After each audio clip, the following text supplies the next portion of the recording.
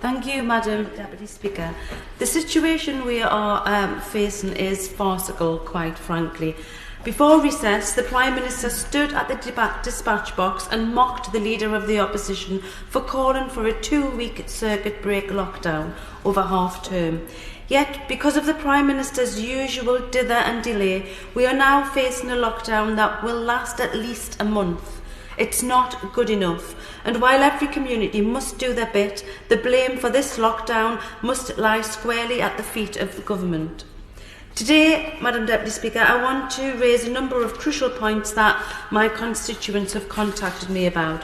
The first is the way in which the government have approached this pandemic in terms of geography. When the tiered system was introduced to try and slow the spread of the virus, the north was hit the hardest. In Durham and the wider North East, communities responded to the threats of greater restrictions by working together and following the rules, which resulted in a steady drop in cases. Yet now that the infection rate is rising in the South, the Prime Minister has announced a national lockdown. I think this betrays the government's attitude to those in the North that a regionalised approach was only taken when it didn't impact on the South. On top of this, when large parts of the North were placed in Tier 3, we were told that furloughed workers only deserved 67% of their wage. Yet now that the South is in lockdown, it's risen to 80%. Although I do support this rise, obviously, it certainly reveals a lot about this government's attitude to the North. Out of sight, out of mind. Secondly, Madam Deputy Speaker, given the concerns of education unions, it would be wrong if I didn't also touch on the issue of schools.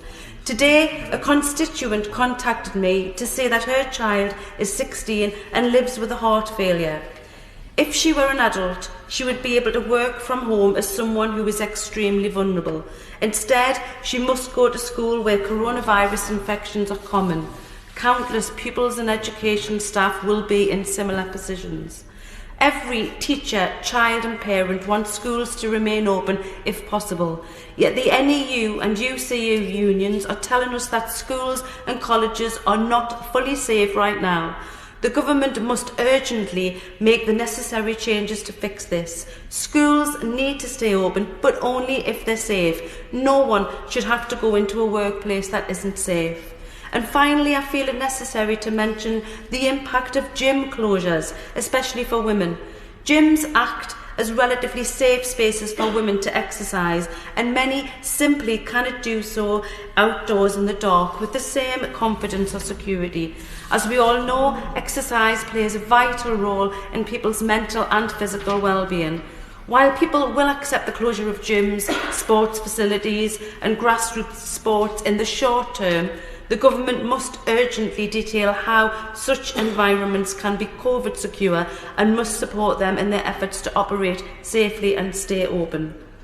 It frustrates me to have to give this speech today. This government has had 7 months to respond to the pandemic. They've failed on testing, failed on track and trace, and they've failed to support workers and businesses properly. Because of the government's incompetence, we are virtually back to where we were in March. No one has demanded perfection, and I understand the complications, but it's not unrealistic to call for competence and to expect the government to learn from its mistakes. I urge this government to use this month to get a grip on the virus. It's time to stop handing out jobs and contracts to their pals and focus instead on their actual duty, protecting public health and reviving the economy, because the public and this House are fast losing patience. Not all there.